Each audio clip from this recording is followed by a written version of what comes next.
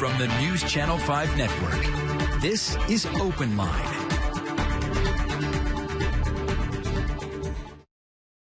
Hello, everyone. Welcome to Open Line. Glad you are with us. We are talking tonight about something that's critically important. How do you have difficult conversations in a divided world? It seems like now we cannot have a conversation with someone with whom we disagree without dehumanizing that person, without bringing them down, without kind of devolving into some sort of horrible fight.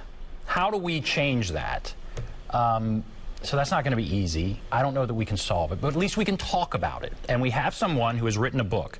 I Respectfully Disagree.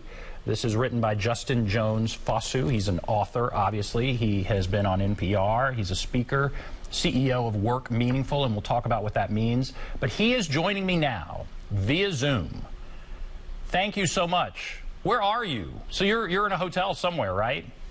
I am. I just recently got off stage. I'm here speaking in Providence, Rhode Island, and I was speaking a little bit about this topic as well. Even though I just left Nashville, I was speaking at a conference on Monday in Nashville. So I'm great to be with y'all. I'm glad to have you here. I think this is one of the most important issues, and it's a great topic to discuss, a great thing to kind of look into. I've read much of your book, and I think it's very helpful. I want to just start with what motivated you to tackle this topic. It seems to me like it's almost too much to tackle, but what motivated you to take this on, getting people to have difficult conversations in a divided world without massive argument or whatever? Why did you take this on? Yeah, so many of our consulting clients, we would end up making great progress in how do we engage creating cultures of belonging. And I would always make this statement in my sessions. I would state, that we can vehemently disagree with someone's ideology and yet passionately pursue their humanity. And there's always these audible gasps, like, ooh, and then people would come up to me afterwards and it was like, Justin, I love what you said, but how do we do it? Or they would say, but what if they say this? Or what if they believe X? And I realized that I wanted to help solve that question for my clients. And so this became, as we dove deeper into the research, this became the answer, the book became the answer to how can the practical everyday person engage in more meaningful conversations with people that they disagree with. And I wanted to find ways to create this in a way that was relatable, that was easy to read, and that really hit what we call the heart model, which is the heart, then the head, then the hand. And so that's why I wrote the book. And lastly, I'm a parent of 2, and now 4 kids. I just got married 6 weeks ago, so I'm still adjusting to the numbers. But I'm a parent of 4 kids, and I want to create a space, a culture, a place where there's a lot more respectful disagreements that are in our society. When do you think we began getting to this place? Has it been in the last generation? Has it been in the last 10 years? Has it been since cable news? When did we get to a place where we can't disagree without dehumanizing the person we disagree with?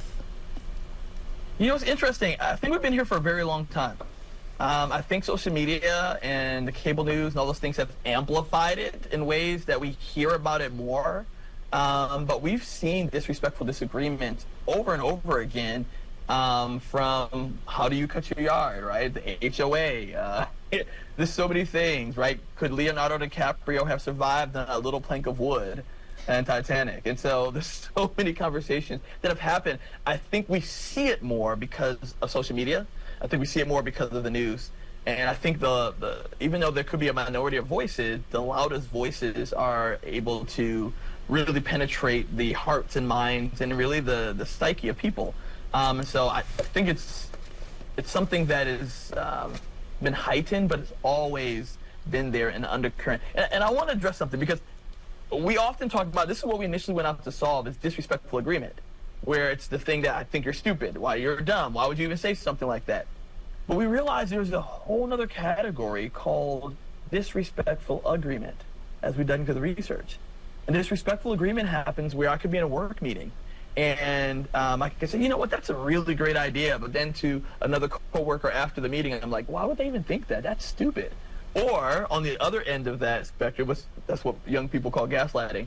On the other end of that spectrum, you may have grown up in a household where you were told that children should be seen and not heard. And so you might be holding in disagreements about a project or ways of working for your initiative and your team, but you keep it in. And so you're either disrespecting yourself or you're disrespecting the other person in that process. And so there's a lot of disrespectful disagreement or disrespectful agreement that's been happening for years. And I just wanted to solve it in a way to help us make progress, not perfection, but to make indents in ways that we engage with the everyday person. So your background is what? I said you're an author. Obviously, you've written this book. I respectfully disagree. And it asks the question, how to have difficult conversations in a divided world. You've been a contributor at NPR. You are a speaker. You're obviously at a conference now. And then CEO of Work Meaningful. So what is that? What's your background? What brought you to the point that you would write a book like this? Yeah, so there's several things that I did. 3 things that were really critical for me. Number one was my background in learning and development. I used to work for a top financial firm in corporate training and development. I was part of global HR, and I'll participate in how to help people learn and engage. Number 2 is a lot of the work that we've done around inclusion. And I've been doing this work for 20 years. And one of the things that we started talking about inclusion is inclusion involves everybody. Like, everybody's a part of it. It's not just the big 3 of race, gender, and identity. It's your political beliefs, your religious beliefs, your ability, all these things. And so helping people to not approach it from a shame-based approach of like, it's 2024 and you still struggle with, rather than an abundance approach of where are you currently and how do we consistently grow? Because I still make mistakes. That's number 2. And then number 3 is, I mean, as a proud papa of some high-energy kids, I wanted to create a space and place where my kids could inherit a future that is a little bit better than the one I inherited. And so my background is in being the founder and CEO of Work Meaningful, which we started almost 18 years ago, is the merger or the intersection of what we call meaningful work and inclusion. So how do we bring meaning to our work, show up in our best selves, but also create cultures where people can feel like they can bring their full selves to work each and every single day. And so that's where our research stems, and that's what we're really passionate about. And so that's been the background, those 3 things. And last but not least, my mom. My mom is so amazing. I tell this story often. My mom was one of the first black female air traffic controllers in the Air Force. And she shared a powerful story as I interviewed her for the book, because I was like, Mom, where did you give this to me to inherit? And she shared that there were sometimes she'd be stationed in Japan for 2 years. And there were some soldiers who in that 2-year time never left base. And she said, Justin, I don't want you and your brother to be like that, to never leave your home base and not experience the beauty of people and cultures around you. And so that was the foundation that I was given as I matriculated through some of these other areas, starting the company, being involved in inclusion work, and all these things. And so it's one of my big passions. Well, that's great. And I like the notion of trying to make a world better for your kids, because you look out there now and you see all of this disagreement, and it's very difficult, this divided world. But part of me worries, we've talked about this, and how can you really solve it? How can this be anything other than just a bunch of happy talk, and the real world then continues? So if somebody's saying, Yes. Boy, I don't, things are so messed up, I don't know how in the world we can, with one book or one speech or whatever, change things. Yeah. They're too far gone. What do you say? Yeah, I hear that a lot, and I wondered that as I was writing the book. It's like, should I even write this book? How is it going to help someone? And I was challenged by one of the heads of D&I or diversity and inclusion from Toyota that challenged me. It's like, Justin, you've actually been helping make inroads within our organization to create these places of respect, which is one of their pillars. And I started asking the question, who's the only person that you and I can control? And so I asked you all that. Who's the only person you can control? Our kids. Right now, I'm joking. I've tried. It doesn't work. No, I was thinking that's not me. No. Yeah, right. It doesn't work. But ourselves. And I wanted to create the space of these interpersonal conversations. Right now, there's a systems approach that I have a lot of friends and people who are engaging in. That's great. My focus is on our interpersonal conversations. How do we engage with our neighbors, our workplace members, our family members? And what we've seen in this book has been awesome, that people have been able to repair relationships. They've been able to have deeper, more meaningful relationships, and to make progress. I'll end with this, because this is one of the values that we hold. We call it the tortoise principle. Now, in the tortoise principle, it's one of my favorite fables growing up, the tortoise and the hare. Now, what do we often call the tortoise? We call the tortoise slow, right? And I realized that wasn't right. The tortoise wasn't slow. The tortoise was strategic. We only called the tortoise slow compared to the hare. And we saw what happened in the story. And so our mission is to help people become more tortoises, less hares, that they can make progress in their everyday relationships at home, at work, and in their general communities. And that's the purpose. It's when I take ownership of my own journey, I'm able to make a difference right in my sphere of influence. And that's a part of the impact. Right? I can't get bogged down by the overwhelming nature of the systems at play if I'm not willing to engage in our everyday interactions. And so people are able to live healthier and happier lives in the conversations of their interpersonal context. Is the biggest issue here a political divide? Is that what you're talking about? Or are you talking about other things? I'm talking about, yes, political divides. I'm talking about divides on what's the best movie. I'm talking about territories. I'm talking about the person who has signs in their yard. I'm talking about how we engage things like gun rights. I'm talking about like all of these things. It's not just the one. Now, in our book, we have a whole tip section at the end, a resource area for how do we navigate the political divides, because we didn't want to ignore that, especially in this season and this year. But it's more than that. There's been conflicts outside of political divides that are vastly important and have separated families, have hurt communities, and our premise, our statement that we stand on is this one statement, and I want to share this. It's that we can vehemently disagree with someone's ideology and yet still passionately pursue their humanity. Those two things don't have to be in conflict. I love the concept. People talk about open-mindedness, right? And we're like, I love open-mindedness. That's great. But y'all, let's just be honest. There's certain things that we are closed-minded about.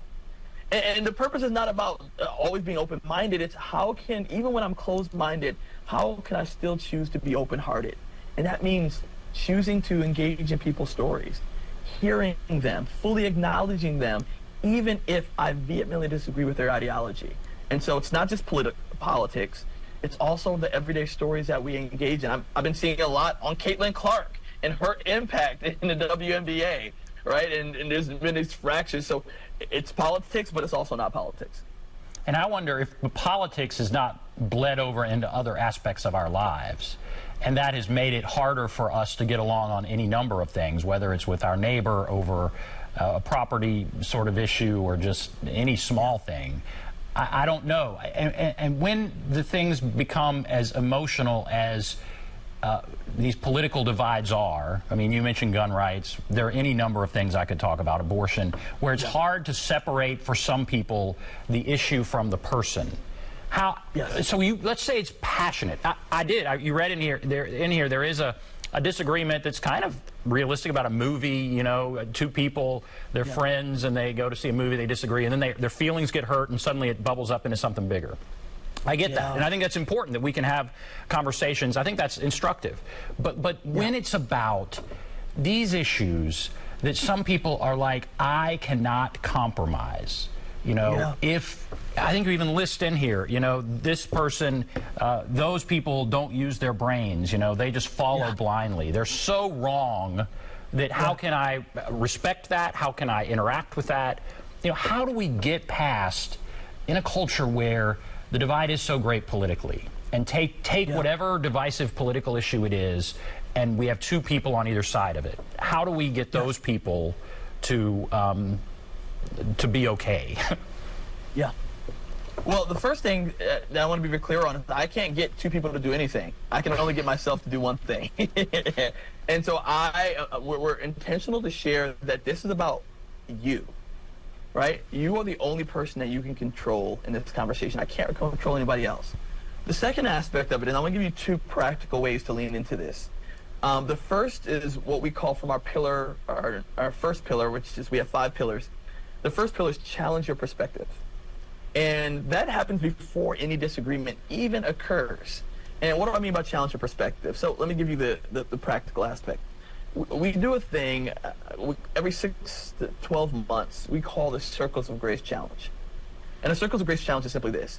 I started saying living my mom's ideals, and I'm looking into conversations and leaving home base. And so every 6 to 12 months, I challenge myself to go to events, experiences, or engage with people in either which I disagree with or I don't know a lot about. And it's led to some fascinating understanding. It's led to me understanding I've gotten things wrong. It's also led to me saying, yep, I still very much disagree.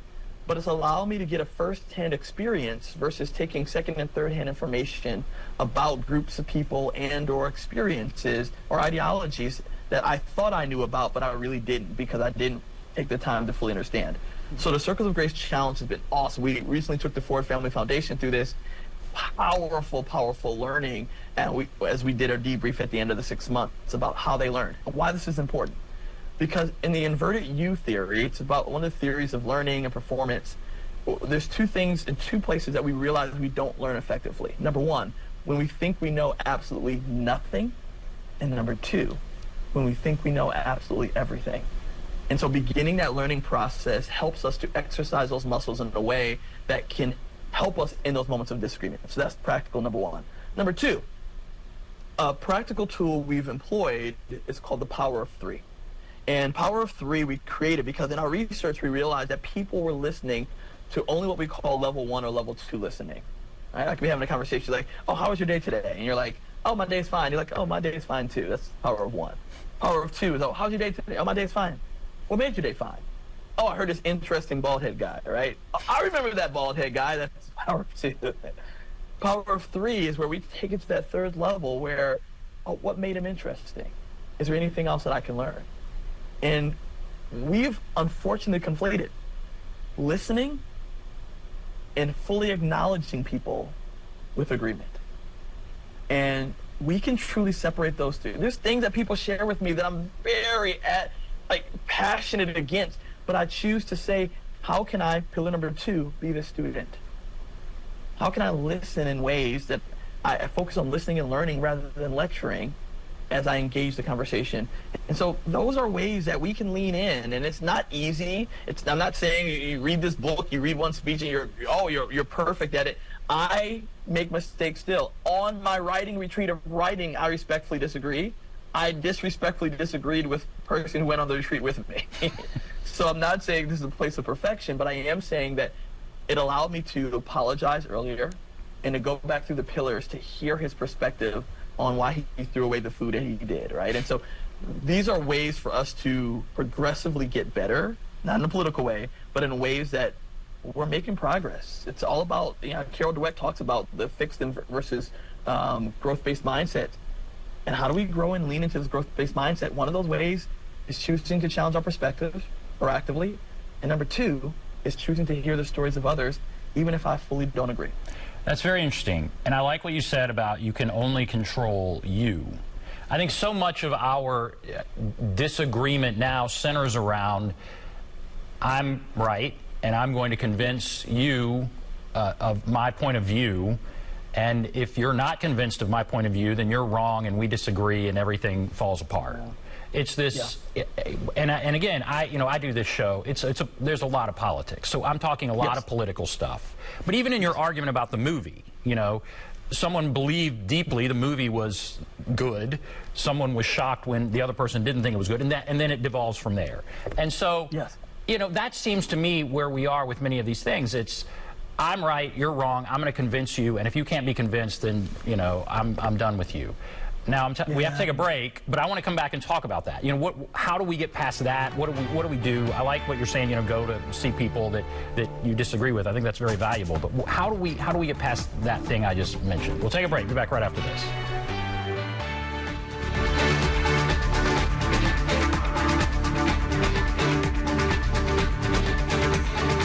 Welcome back, everyone, to Open Line. We are talking with author Justin Jones-Fosu. He has written this book, I Respectfully Disagree, How to Have Difficult Conversations in a Divided World. What could be more important in this political season and this time we're in? And as we went to break, you had just said, which I liked a lot, that you can only control you. So much of our debate now is you disagree with me, and I've got to convince you of my point of view. And if you are not convinced of that, then, you know, we can't hang out. You know, we're not, it's not going to work. So what do you agree with that assessment, that is a lot of what's happening now, and what do we do about that? Yeah, there's a lot of the cancel culture, right? I'm going to cancel you, whether it's from social media. I'm going to cancel you from my life. I'm going to cancel you for many different ways. And, you know, one of the premises that we've been very big on is, what if we cancel culture? Because sometimes cancel culture doesn't allow us to experience the gray of the situation and our people. Things are more nuanced. As you even have the book, one of the things that we did that a lot of people don't notice initially is that it looks like a black and white book, but there's a thin line of gray right between the black and white, because that's actually pillar number 4, is how do we seek the gray, right? And you can see it right there. There's a gray between the black and white. There's a psychological theory called the illusion of asymmetric insight. And what they found over and over again in the research is that I often will look at you and say, oh, you're really easy to understand. I understand how you got there. But when it comes to me, I'm just really complex. You can't really fully understand me. And we take that into our conversations that we disagree with. So number 1, realizing that everyone is complex. Number 2, that things are more gray than they are black and white. And how do I find a gray? Speaking to, you know, gun control, gun rights, we both care about our families. Now, we may go about it different ways, but how do we engage? And last thing I'll mention, and when I can only control myself, I have to realize that sometimes I'm just a seed planter. Say that again. Sometimes what? Sometimes you might have cut out there just for a second. Sometimes, yeah. So, and as being a seed planter, I remember hearing a story from one of my former colleagues, and one of the things that he shared with me was a really, really powerful story.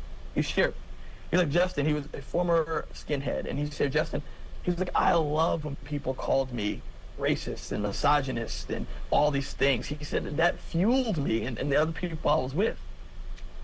He said the seeds of change, the catalyst for me, were the very same people that I demeaned and disrespected that still chose to show me respect.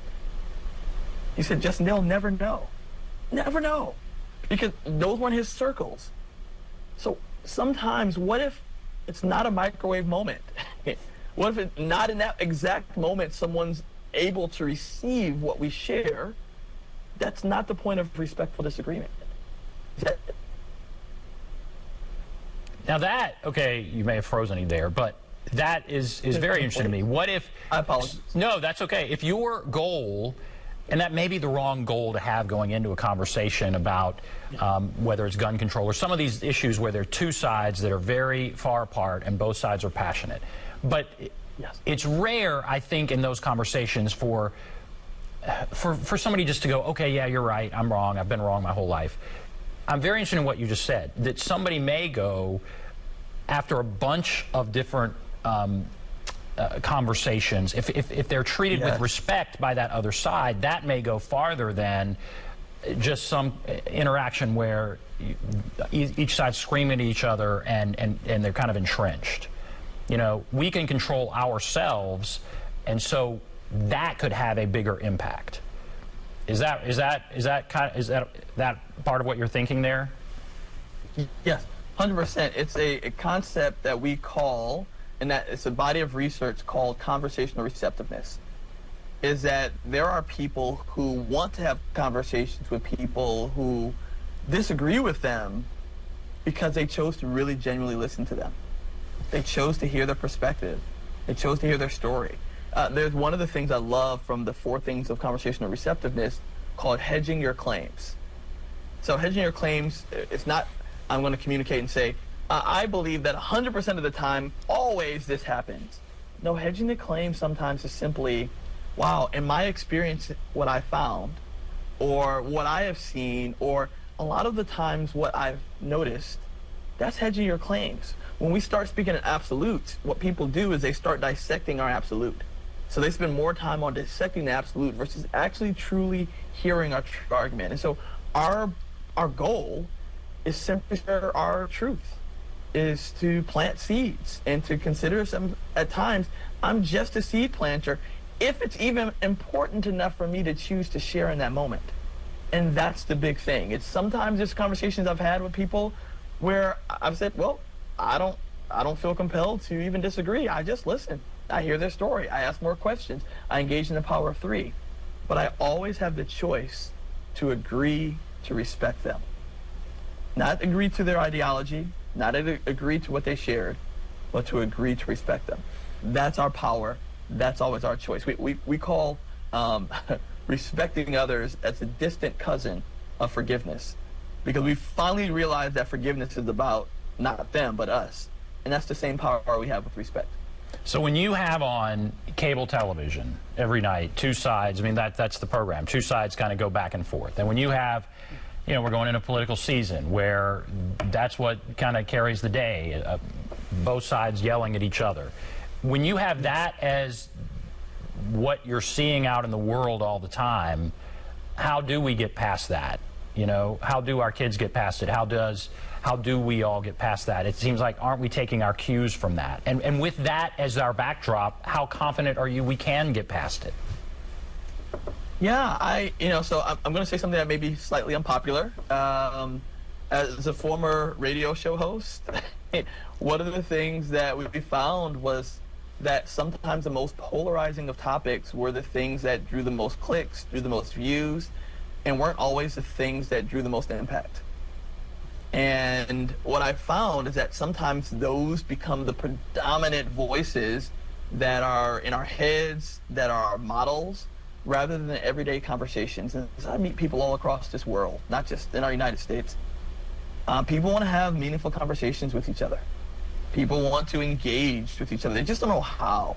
They struggle with ways to lean in, especially when we don't have models and examples. So one thing that I've been very intentional about is being vulnerable, of sharing my own inadequacies, sharing the times where I disrespectfully disagree, sharing even as a parent, right? I've disrespectfully disagreed with my kids. And I can take, well, I'm the parent, I have the title, but a title doesn't grant you respect. A person's humanity grants you respect.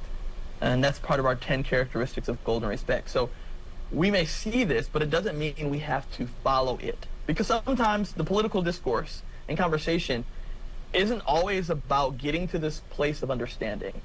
It's sometimes creating a space of tension and challenge so that I'm locked into this viewpoint.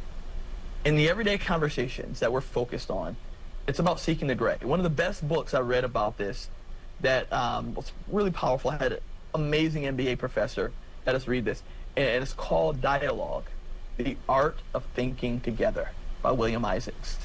And the premise of this book is that it's not about A and it's not about B. It's how do we create C together. And C is not always 50-50. Sometimes C is 95-5. Sometimes C is 30-70. But it's about what do I create together. And that's, again, at home. I deal with this with my wife, my new wife, right? This is at work, with our teams. What project are we going to pick? Which initiative are we going to move forward with? And sometimes even within our community in the bigger conversations. And so up to us to choose model of behavior, even ones that don't reflect what the TV may show us at times. Yeah, I like that. I like that a lot. And there's no doubt that, yes, it's those emotional issues that tend to generate the most coverage, generate the biggest emotions, obviously. And so that is what we see most often in the media and in politics. But we don't always have to just fall victim to that. We can create our own sort of reality, and that's where we need to be. It feels like sometimes when you're watching TV or listening to the radio or watching a political situation that the world is so divided that it's helpless. But you're saying we control us. We can. Yes. We don't have to let it be that way. Is yes. that right? Yes, and I get it all the time. I mean, as I'm out touring the world, one of the things, so many people come up to me like, Justin, I want to do that more, but I don't know how. I want to engage better, but I don't know. And what we've allowed to happen is the sometimes the loudest voices we think that are the majority of people. And it's not the case. A majority of people that I've encountered and experienced and hear from, they deal with conflict on a regular at work. They experience conflict at home. They experience conflict within their communities. And they actually want to have better relationships. They're not the type of people, like, again, who we're after in this book is not the people who are like stuck in saying, I won't have a conversation with anybody who thinks differently than I am. That's not our group. Our group of people who are the people that are saying, hey, there are these tough conversations, and when I go home for a Thanksgiving or for summers or other things, and I want to be able to engage in real life conversations, like Marcy, right? One of the people that we had, that we interviewed for our book, talked about ways that she better engages with her family members and ways to create relationships, because she doesn't want to have at the end of her life and realize, like, wait a minute, I have regrets about not really connecting with these people because I cut them off. And so these are the practical things that we can do. We can choose, again, I want to come back to this place. We can choose how we engage. It's not up to the politics. It's not up to media, what media shows us as examples. It's up to us to be able to engage with people in ways that chooses to respect them, no matter how they respect or disrespect us. It's not easy, but it is possible. It's not easy. Yeah, we should have had you on like around the holidays, like when people are going to have their family members over for Thanksgiving dinner, and it's like, what in the world?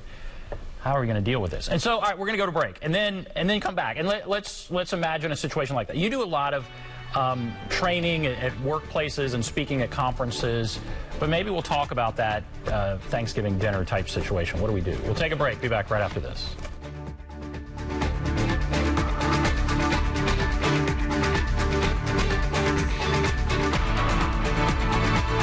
Welcome back, everyone, to Open Line. We are joined by Justin Jones-Fosu. He is an author, speaker, CEO of Work Meaningful. He's been on NPR, and he's written this book, I Respectfully Disagree, How to Have Meaningful Conversations in a Divided World.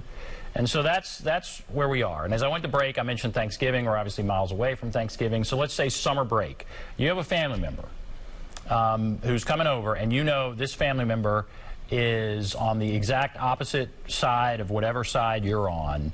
How do we we just not talk, you know, or do you recommend engaging, and if so, how do you make your point of view known? What do you recommend here? Yeah, so there's three schools of thought here, because this is also a very gray area. Number one of the people that we interviewed, Darcy, actually, she shared that she knows her dad's views. Her dad knows her views. And in order to have those meaningful relationships and conversations, she called out her dad and said, hey, Dad, like, I love you. I want to value you. I want to respect you. And when I come home, each time I come home, we feel like we spend so much time talking about all the things we disagree on, but there's a lot that we actually agree on. And so she was like, hey, is it okay if we don't talk about politics when I come home? And so that was one boundary that she created, to create a place where she can consistently, meaningfully connect with her dad. So that's one, is that sometimes we have to ask and enact and erect those boundaries in ways to honor the relationships. That's still respectful disagreement. Number two is we have to first ask ourselves, is it even important for us to have this counter argument, right? Is it that meaningful for us to engage? There's been many conversations I've had with people where I disagreed, and I didn't feel led to even share the disagreement. I just asked questions. I engaged in the power of three. When I didn't know what else to say, I said, tell me more. And I fully acknowledged it. Thank you so much for sharing your perspective. I've never heard it that way before. Or, wow, you said 3 things about X. Number 2 really captured my attention. I have to dive deeper into that. Or, wow, I can tell it's really hard for us to have this conversation, and I really appreciate you leaning in. Never once in those 3 moments did you hear me say, I fully agree with what you said. Each of those moments were an opportunity to fully acknowledge the person, and that leads to better conversational receptiveness. Approach number 2. And approach number 3, if I choose to engage and share my disagreement, we call it the 2 statements. So the first is really a question, and you ask the person, after you've acknowledged them and you've heard and you've been able to share, you found the gray, and it's like, wow, like I see how you get there, or thank you for better helping me understand. I now ask people, hey, thank you for sharing your perspective. Are you open to hearing mine? Now, I know that's countercultural in our today's society because we have social media that we can easily just go and type our post. We can just go and do a one-sided statement, right? You mean I have to ask somebody, can I share my perspective? Oh, no way. But what we found is that when you don't ask, 2 things, really one thing mainly happens is that it's easier for people to put up their defensive walls and to immediately dismiss what you're sharing. So when you ask, you actually allow someone psychologically to open up to receive what you might say. That's first. Now, if they say yes, they've opened up, you're able to receive. You can be able to share in a way that's conversationally receptive. You hedge your claims, you identify common ground, all these pieces. But if they say no, and I've had times, right, 9 out of 10 times they say yes.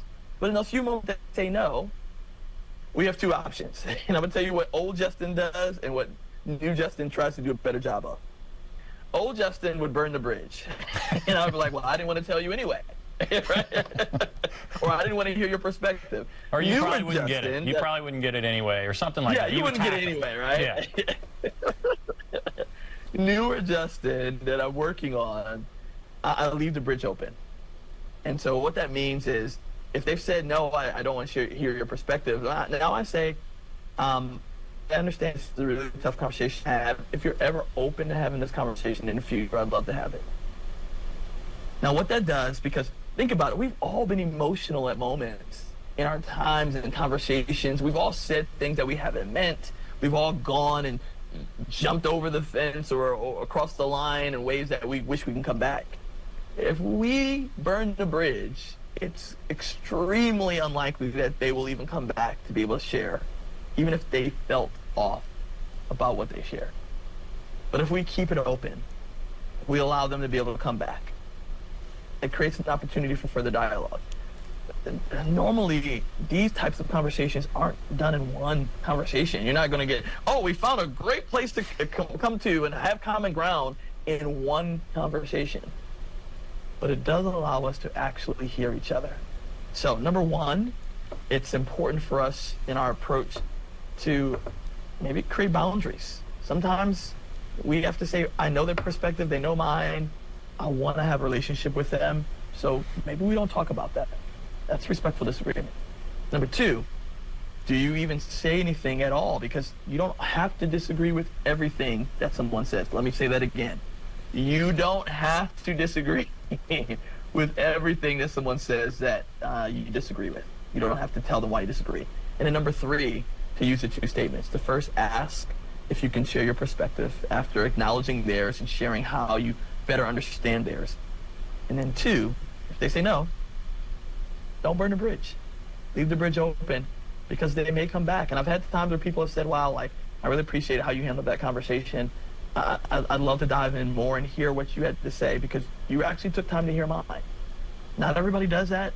Again, I can't control them, but I try my best to create a space where people are willing to engage in the conversation, even if we've made mistakes in the first go-round. Yeah, I like that. I like that. Now, I know we've all had a situation where we're sitting across from somebody, or maybe we're watching somebody on TV, and we're like, I don't understand how in the world this person could believe that. You said, the book, these people don't have their brains. I don't understand how in the world these people could believe that. And maybe sometimes it's our neighbor, and we know our neighbor to be someone who has, helped us, mow our lawn or given us eggs when we needed them. We know our neighbor, but then there's this issue that they seem so apart from us on, and we just don't get it. Yeah. And so I think how we deal with that, I mean, you say in the book, humans bring inner issues, conflict, disagreements into their conversations. So everyone is coming at things from their own point of view, from their own life experience, whether it's, gun control or any of these incredibly divisive issues. You have good people on both sides who have completely opposite opinions, and yet they throw their arms up and they just kind of walk away from each other. What about humans bringing their own inner issues, and how do we need to better understand that as we're kind of thinking these things through? Oh, wow. I have a great story for you, because this has been a really good personal story for me. And so in 2018, what people don't know is that I'm originally from Ghana. My dad was born in Ghana, born and raised. I'm from Baltimore. And through a series of things of conflict between my parents after their divorce when I was 4 years old, there's times where I'd see my dad every other weekend, and then one weekend a month, and then there'd be 2 or 3 years where I didn't talk to her and or hear from my dad, not just because of him, but because of the conflict that my parents had. And in 2019, I was going to go confront my dad for not being in my life. And the Will Smith version, not the Chris Rock one, but the Fresh Prince of Bel-Air one, where he, was like, well, why didn't he love me, right? And he falls into Uncle Phil's arms. And I had a really good therapist that I still have. So one thing I really encourage people to consider is therapy, not because there's stuff wrong with you, even though my kids would say something different, but because I go to therapy to continue things going right. But my therapist, as well as my Leadership Charlotte cohort, challenged me to, instead to going and confronting my dad, to going and hearing his story. And when I went to go hear his story, I learned so much. I learned things I didn't know before. I learned challenges and unique things that he had, and I learned what happened at the age of 14 for him as it relates to his dad, and at 16 of coming to the United States by himself. And so I learned so much. I still disagreed with the outcome. I wish my dad would have fought to see me more. I wish he would have fought to spend more time with me. I wish all these things would have happened, but I better understood how he got there. But it was only because I made the decision, the choice, to choose to hear his perspective, to, we call Pillar 3, cultivate my curiosity.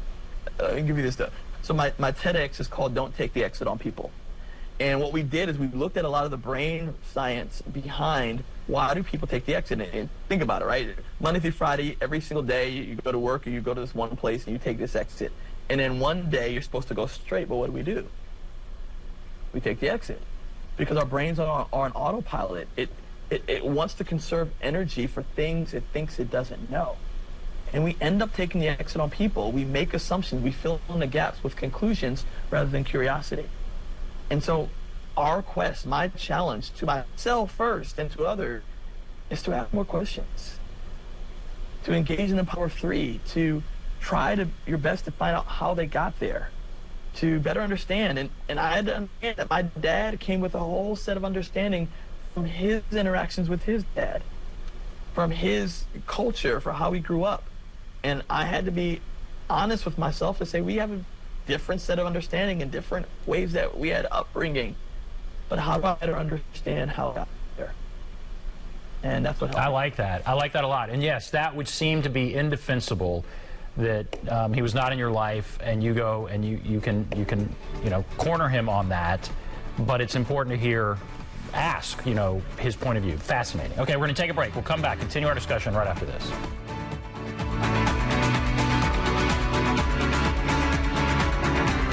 So our final segment here with author Justin Jones-Fosu. He's also speaker.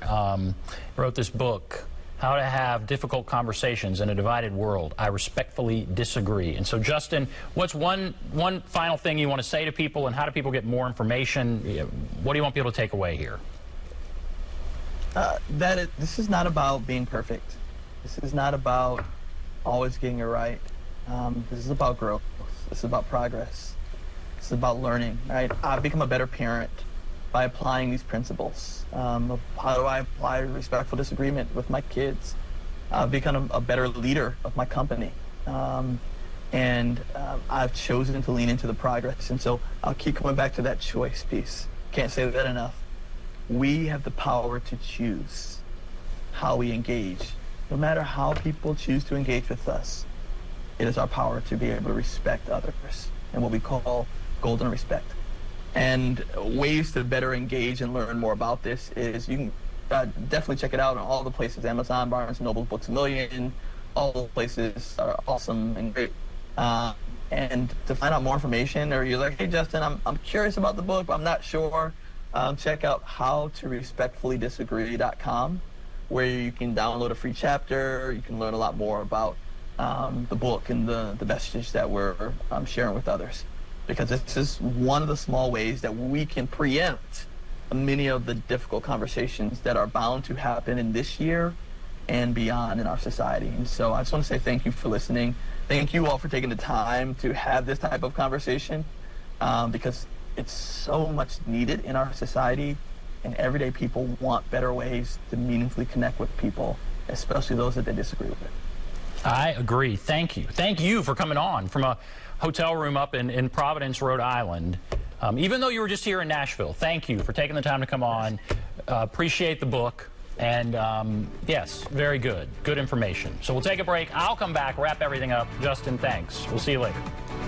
Thank you so much. Bye-bye.